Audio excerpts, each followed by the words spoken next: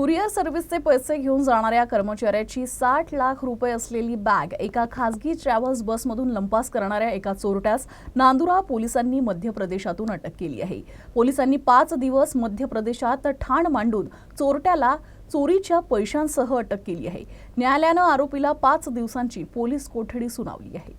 मुंबई येथील एका कंपनीच्या अकोला शाखेचे मॅनेजर विक्रम सिंग स्वरूप सिंग मांगलियार यांच्या हाताखाली कुरिअर सर्व्हिसचं काम करणारे प्रमोद सिंग मनोहर सिंग परमार ही व्यक्ती 9 फेब्रुवारीला एका ट्रॅव्हल्सनं अकोला येथून 60 लाख रुपये घेऊन मुंबई जाण्यासाठी निघाली होती। दरम्यान खासगी बस वडनेर भोलजी गावानजीक हॉटेलवर थांबली। हीच संधी साधून अज्ञात चोरट्यानं बसमधून त्यांची 60 लाख रुपये असलेली बॅग लंपास केली। तसेच साथीदारांसह एका कारनं पसार झाला। काही अंतरावर जाऊन चोरट्यांनी बॅगमधून पैसे काढून घेतले, तसेच जीपीएस मशीन आणि बॅग फेकून दिली। घटनेची माहिती मिळताच नांदुरा पोलिसांनी चोरट्यांचा शोध सुरू केला। या चोरट्यांच्या मागावर नांदुरा पोलीस मध्य प्रदेशात पोहोचले।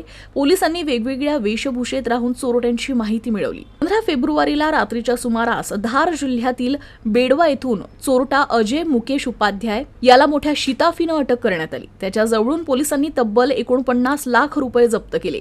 त्याला नांदुरा पोलीस ठाण्यात आणण्यात आला आहे। पोलीस त्याच्या इतर साथीदारांचा देखील शोध घेत आहे। पुढील तपास पोलीस करत आहे। 2/24 रोजी पोलीस स्टेशन नांदुरा येथे फिर्यादी प्रमोद सिंग मोहन सिंग परमार राहणार राजस्थान हा अंगडिया कुरिअर सर्व्हिसमध्ये आपला ड्युटी करीत असतो आणि त्याला खरेदी विक्रीच्या कामानिमित्त त्याने अकोला येथून 60 लाख रुपये एका बॅगमध्ये घेतले आणि संगीतम ट्रॅव्हल्सने तो मुंबईला रवाना झालेला होता।